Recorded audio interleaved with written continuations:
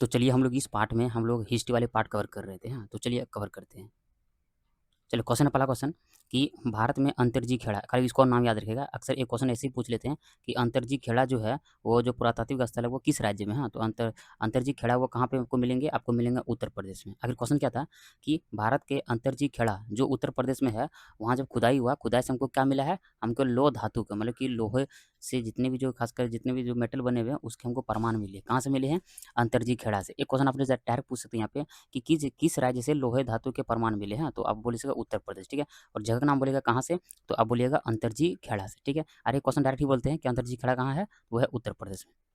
अगला देखिए, तो अगला है कि गेरिक मृदभाण पात्र, हाँ, या इसे हम लोग शॉर्ट में ओपीसी के नाम से भी जानते हैं। और इसका जो नामकरण हुआ था वो किससे हुआ था? वो हुआ था हस्तिनापुर से। क्या हुआ था? हस्तिनापुर से। हाँ, इसको याद रख सकते हैं। एक सिंपल क्वेश्चन पूछ देते हैं कि नवदा टोली जो है वो किस राज्य में है? तो नवदा टोली आपको मिलेगा मध्य प्रदेश में, ठीक है। और एक क्वेश्चन और बनते हैं कि नवदा टोली किस पाषाण काली से रिलेटेड है? तो वो है ताम्र पाषाण काली से रिलेटेड है। तो इसको आप कवर कर सकते हैं। अगला है कि भारत में सर्वाधिक, हाँ, शिलाश्रय जहाँ से सर्वाधिक चित्र मिले हैं, कहीं भी अगर पत्थर में खासकर चट्टानों में चित्र का अगर जिक्र आए तो सबसे फर्स्ट आप भीमबेटका को जरूर टिक कीजिएगा, ठीक है। भीमबेटका को कहाँ मिलेगा? मध्य प्रदेश में मिलेगा। हाँ, इसको याद रख सकते हैं। और यह जो भीमबेटका है यह यूनेस्को वर्ल्ड हेरिटेज साइट है। नीचे क्वेश्चन दिया हुआ है कि विंध्य के लेखरिया शिलाश्रय में से सर्वाधिक मानव कंकाल मिले। हाँ, बस अभी टू दिया कि सर्वाधिक मानव कंकाल कहाँ से मिला है? कहाँ से मिला है? विंध्य। हाँ, विंध्य के एक जगह का नाम है जिसका नाम था लेखरिया शिलाश्रय। हाँ, जिस तरह से भीमबेटका शिलाश्रय है ना कि वहाँ पे जो जितने भी हम लोग के पूर्वज थे खासकर मानव, हाँ, वहाँ पे रहते थे, वो कुछ डिजाइन बनाते थे, चित्र बनाते थे, उसी तरह से यहाँ लेखरिया शिलाश्रय मिला हुआ है। वहाँ से हमको क्या मिला है? वहाँ मानव कंकाल मिले हैं, ठीक है। ये आपको समझ में आ गया होगा। चलिए अब पढ़ते हैं नेक्स्ट पार्ट में। हाँ, ये हो गया था। दूसरा देखते हैं। देखिए अगला है कि दमदमा, हाँ, दमदमा से, हाँ, देखिए मतलब कि दमदमा से क्या मिला है? दमदमा से एक ही कब्र में 3 मानव कंकाल मिले हैं। क्या मिले हैं? 3 मानव कंकाल। हाँ, इसको याद रख सकते हैं। अगला दिया है कि बृहत पाषाण स्मारकों की पहचान, हाँ, जैसे कि बृहत पाषाण मतलब बहुत बड़े ताबूत आपको मिले हैं, उसमें जो उससे क्या वहाँ क्या हमको पहचान मिला है? तो वहाँ मिला है मृतकों को दफनाने के स्थान से मिले हैं। काफ़ी बड़े-बड़े हमको चट्टान मिले हैं जो वहाँ पे लाशों को दफनाया जाता था। वस्त्रों के लिए कपास की खेती का आरंभ सबसे पहले कहाँ से हुआ? वो हुआ भारत में। हाँ, जो सिंधु घाटी सभ्यता है उसमें कपास की खेती का काफ़ी जिक्र किया गया है। मानव द्वारा सर्वप्रथम प्रयुक्त अनाज जो था वो था जौ। भारतीय उपमहाद्वीप में धान की खेती की प्राचीनतम साक्ष्य, देखिए यहाँ क्या बोल रहा है? धान की खेती की प्राचीनतम साक्ष्य जो मिला है वो कहाँ से मिला है? वो विंध्य क्षेत्र से मिला। हाँ, इसको देख सकते हैं। तो ये वाला हो गया कवर। मिलते हैं आगे चले कवर करते हैं। अगला है देखिए राख का टीला। सिंपल क्वेश्चन करेंगे, राख का टीला कहाँ मिला है? और मिला है संगन कल्लू से। हाँ, इसको देख सकते हैं। देखिए दूसरा पूछ सकता है कि संगन कल्लू क्या है? तो संगन कल्लू जो है एक नौपाषाणकालीन स्थल है, ठीक है। गर्त आवास, हाँ, अभी हम लोग तुरंत के गर्त आवास के अवशेष जो है सबसे अधिक कहाँ मिला है? ये बुर्ज होम और दूसरा है गुप्त कराल। हाँ, ये दोनों से हमको क्या मिले हैं? मतलब क्या मिले हैं? गर्त आवास के मिले हैं। मतलब सिंपल बोलिए जो लोगों को दफनाया जाता है उसके आवास मिले हैं, बुर्ज होम और गुप्त कराल। देखिए लिखा है ना बुर्ज होम और गुप्त कराल दोनों किससे रिलेटेड है? नौपाषाणकालीन स्थल से रिलेटेड है। एक क्वेश्चन ऐसे ही बनते हैं कि नौपाषाणकालीन स्थल कौन कौन सा है? तो एक बुर्ज होम हो गया, गुप्त कराल हो गया, एक यहाँ संगन कल्लू भी दिख रहा है ना। तो ये सब याद रख सकते हैं आप। अगला है कि खाद्यान्नों की कृषि, क्या लगे? खाद्यान्नों की कृषि सर्वप्रथम किस काल में, मतलब सिंपल है कि खेती करना लोगों ने कब डिसाइड किया? तो वो किया नौपाषाण काल में। हाँ, इसको देख सकते हैं। कभी खेती करना नहीं लिखेंगे तो वहाँ लिख देंगे खाद्यान्नों की कृषि। हाँ, इसको याद रख सकते हैं आगे। अगला देखते हैं। अभी हम लोग तुरंत देखें कि यहाँ पे देखिए एक था, मतलब एक बुर्ज होम था, एक था गुप्त कराल। हाँ, ये दोनों क्या थे? नौपाषाणकालीन स्थल, ठीक है। देखिए अगला है कि गुप्त कराल क्या है? बोले कि गुप्त कराल से एक क्या लिखा? मृतिया रहित नौपाषाणकालीन स्थल मिला। वहीं पर लोगों मतलब जितने भी जो लाशें से रिलेटेड है वहाँ से हमको मिला है बुर्ज होम और गुप्त कराल से। उत्खनित प्रमाणों के अनुसार, हाँ, लिखा है कि पशुपालन का आरंभ कब हुआ? जिस तरह से अभी हम लोग देखें कि कृषि का आरंभ हुआ था नवपाषाण काल में, तो उसी तरह से पशुपालन का जो आरंभ हुआ था वो हुआ था मध्यपाषाण काल में। हाँ, इसको देख सकते हैं। अगला है कि पशुपालन की जो शुरुआत हुई थी वो सबसे पहले कहाँ से हुई थी? वो होती आदमगढ़ से। कहाँ से हुई थी? आदमगढ़ से, ठीक है। और आपको हम पहले बता चुके हैं कि पशुपालन किस काल में शुरू हुआ है? वह है मध्यपाषाण काल में। हाँ, इसको देख सकते हैं। अगला है लेखरिया। लेखरिया से पशुपालन के साक्ष्य मिले हैं। मतलब क्या मिले? लेखरिया से पशुपालन के साक्ष्य मिले हैं। और हम लोग बढ़ चुके हैं कि पशुपालन किस काल में निर्माण हुआ, मतलब किस काल से लोगों ने डिसाइड करना चालू किया कि पशुपालन करते हैं? तो वो था मध्यपाषाण कालीन। हाँ, ठीक है। सिंपली क्वेश्चन आपसे पूछ सकते हैं कि लेखरिया जो है वो किस काल से संबंधित है? वो है मध्यपाषाण कालीन से संबंधित है, ठीक है।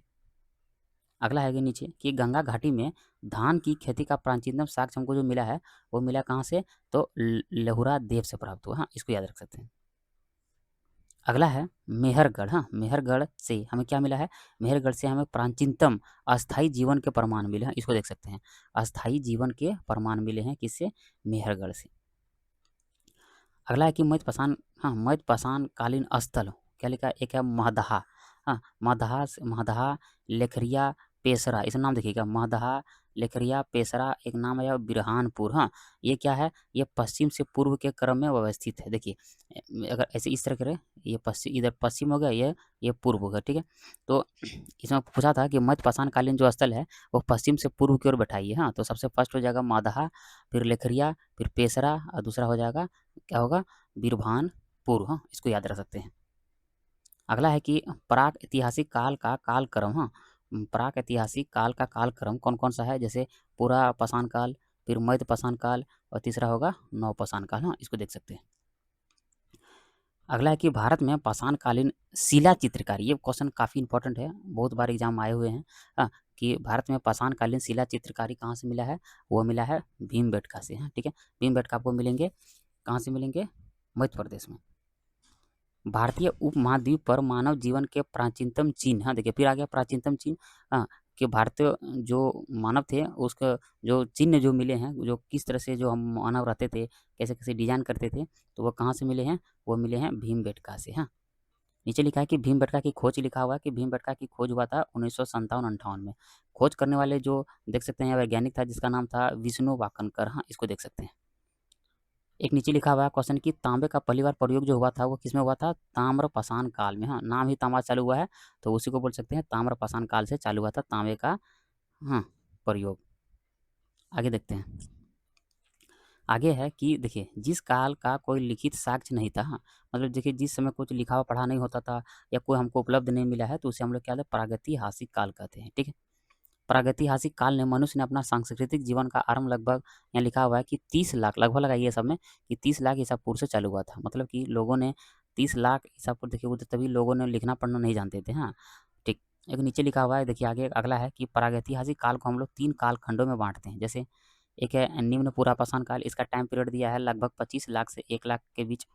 फिर दिया मध्य पाषाण काल, हाँ, इसका है 1 लाख से 40 हज़ार के बीच। और तीसरा है उच्च पुरापाषाण काल जो है 40 हज़ार से 10 हज़ार के बीच। हाँ, बस अब ऐसे ही याद रहेगा, प्रागैतिहासिक काल का 3 बार में बांटें। अब भले ही तो याद नहीं है लेकिन इटो जरूर याद करेंगे, निम्न निम्न पुरापाषाण काल, मध्य पुरापाषाण काल और है उच्च पुरापाषाण काल। ठीक, अगला देखते हैं। देखिए आगे है कि भारत में, दिख रहा कि भारत में सर्वप्रथम 1863 में प्रस्तर युग, हाँ, युग के संदर्भ में अनुसंधान शुरुआत हुआ। हाँ, प्रस्तर मतलब कौन कौन सा धातु है, मेटल है, सबका खुदाई चालू हुआ। तो इसका खुदाई कौन किया, तो हम लोग को देख सकते हैं वैज्ञानिक जिसका नाम था हाँ, रॉबर्ट ब्रूस फूट। हाँ, इसने किया था। सिंपल है, भारत में सर्वप्रथम 1863 में, अंग्रेज थे खासकर। हाँ, 1863 में क्या किया, अनुसंधान किया कि देखते हैं कि भारत में कौन कौन सा खजाना है, खोजना चालू करते हैं। तो वो सबसे शुरुआत किसने किया, तो वो था रॉबर्ट रॉबर्ट ब्रूस फूट।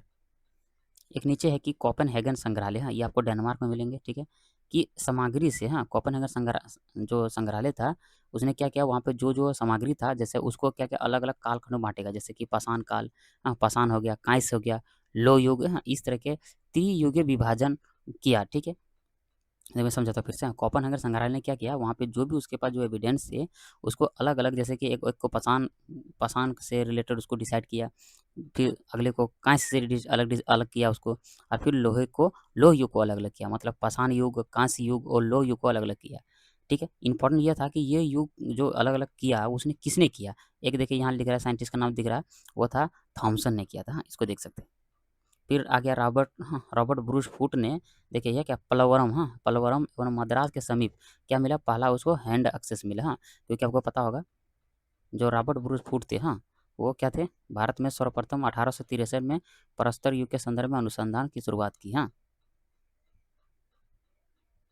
देखिए पूर्व पाषाण काल के उपकरणों की खोज किसने की, किसने किया, यहाँ देखिए विलियम किंग ने। हाँ, विलियम किंग ने, देखिए क्या लिखा, अत्रिपक्कम नामक स्थान पर किया। हाँ, देखिए ये लिखा है, कहते हैं कि पूर्व पाषाण काल के उपकरणों की खोज विलियम किंग ने अति अति हाँ, लिखा ना, अति रमपक्कनम नामक स्थान में की। हाँ, इसको देख सकते हैं।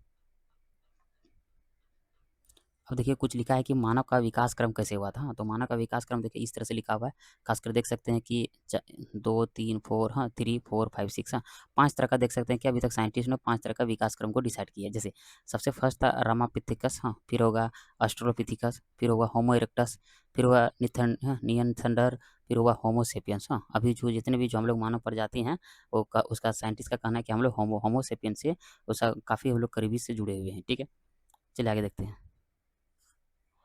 आगे है कि देखिए आगे हाँ अच्छा इधर पेंसिल है। देखिए हाँ मानव विकास के क्रम में मानव का आदि पूर्वज, हाँ जैसे मानव का जो विकास हुआ उसका आदि पूर्वज किसको बोला, तो बोला ऑस्ट्रोपिथिकस को बोला। ठीक है, ऑस्ट्रोपिथिकस को बनाया और अत्यंत नूतन काल में प्रयोग हुआ, काफ़ी प्राचीन काल में इसका निर्माण हुआ।